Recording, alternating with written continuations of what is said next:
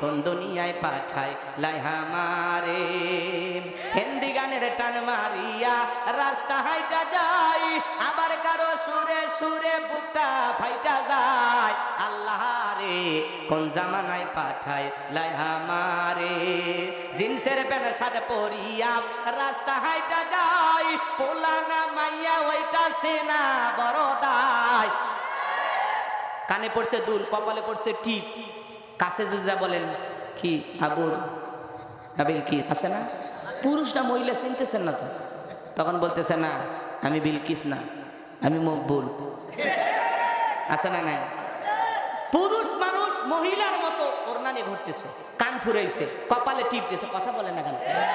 বুখারীর হাদিস, আল্লাহ রাসূল বলেছেন কোন পুরুষ যদি নারীর বেশ ধারণ করে আর কোন নারী যদি পুরুষের বেশ ধারণ করে, আল্লাহর লানত তাদের উপরে। কথা বলে ঠিক না? পুরুষ পুরুষের মতো থাকবে।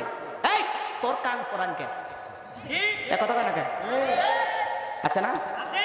আল্লাহ যুবকদের হেদায়েত দান করুন। একটু জোরে বলেন আমিন। কি চেহারাটা বানাইছে, পুরুষ না মহিলা কিচ্ছু আন্দাজ করা যায় না। এরকম পোলাপানা আছে না নাই?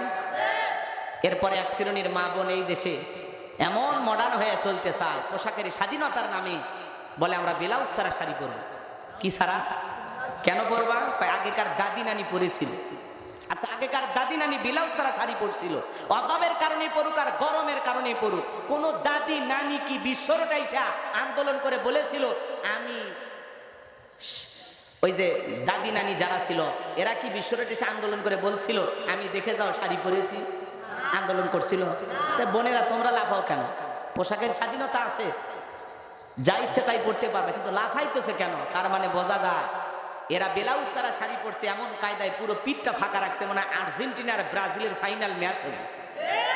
এরা পোশাকের স্বাধীনতার নামে এই দেশকে অশ্লীলতার দিকে ধাবিত করতে চায়। এরা পোশাকের স্বাধীনতার নামে এই দেশের নির্লজ্জ বেহায়া হতে চলতে চায়। কিন্তু মনে রাখবেন, এটা 95% মুসলমানের দেশ, এটা আলেম ওলামার দেশ, মসজিদ মাদ্রাসার দেশ। এই দেশে উলঙ্গপানা, বেহাপানা, অশ্লীলতাকে মেনে নেওয়া হবে না, হবে না, হবে না। যে সমস্ত নারীরা এরকম উল্টাপাল্টা ভাবে চলতে চাও, লন্ডন আমেরিকার ভিসা লাগাও। যেই দেশে পোশাক ছাড়া মানুষ বসবাস করে, প্রয়োজনে গুগলে সার্চ দিয়া ওই দেশে চলে যাও। তোমাদের মতো নারীরা এই দেশ থেকে চলে গেলে এই দেশের কুকুরও তোদের জন্য কাঁদবে না। কথা বলেন ঠিক কিনা? ওরা থাকলে এক একটা তসলিমা নাসরিনের মতো অ্যাটম বোমা হবে। কথা বলেন ঠিক কিনা? কোন মুসলিম নারী কখনো এই স্লোগান দিতে পারে না যে আমি ব্লাউজ ছাড়া শাড়ি পরবো। কোন মুসলিম নারী কখনো বলতে পারে না আমি বেপরদায় চলাফেরা করবো। কথা বলে না কেন? যার জন্ম মুসলমানের ঘরে, প্রত্যেকটা মুসলিম নারীর উপরে পর্দা করা নফল না ফরজ। আল্লাহ বলেন অকরনা ফি বুয়ুতিকুন্না ওয়ালা তাবাররাজনা তাবাররুজাল জাহিলিয়াতিল উলা। নারীরা তোমরা ঘরের ভিতরে অবস্থান করো, খবরদার জাহিলিয়াতি যুগের মেয়েদের মতো নোংরা অশ্লীল পোশাক পরে নিজের দেহকে প্রদর্শন করো না। নারীরা পর্দায় থাকলে নিরাপদে থাকবে, পর্দা নারীকে সিকিউরিটি দেবে। পর্দাশীল নারীর উপরে আল্লাহর রহমত নাজিল হবে। কোন সম্ভ্রান্ত ভদ্র ফ্যামিলির মেয়ে বোরকা ছাড়া বাহিরে যেতে পারে না।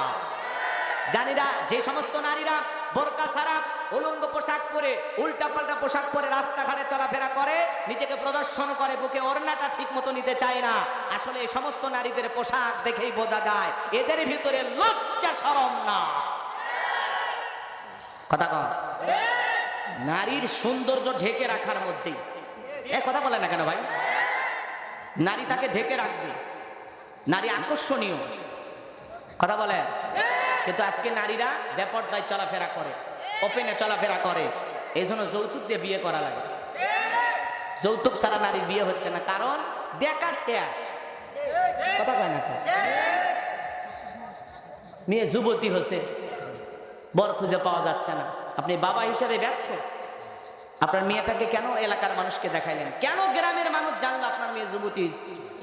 হ্যাঁ, আপনি মেয়েটাকে পর্দায় রাখতে পারলেন না, ছোট থেকে সুন্দর করে লালন পালন করলেন না। খালি শোনেন মেয়ে সন্তান হয়েছে জান্নাতের মালিক।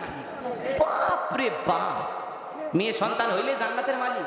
মেয়েটা যদি পরিমণির মতো হয়, মেয়েটা যদি ময়ূরী মার্কা হয়, কথা কর না কেন? জান্নাত 14 গোষ্ঠী ধরে ভোলাই দিবি। জান্নাত খুঁজতেছে, মেয়েটাকে রাবিয়া বসরি বানাইতে হবে, ফাতেমার উত্তরসূরি বানাইতে হবে, খাদিজার উত্তরসূরি বানাইতে হবে, পর্দা পুষিয়ে রাখতে হবে, নামাজি নেককার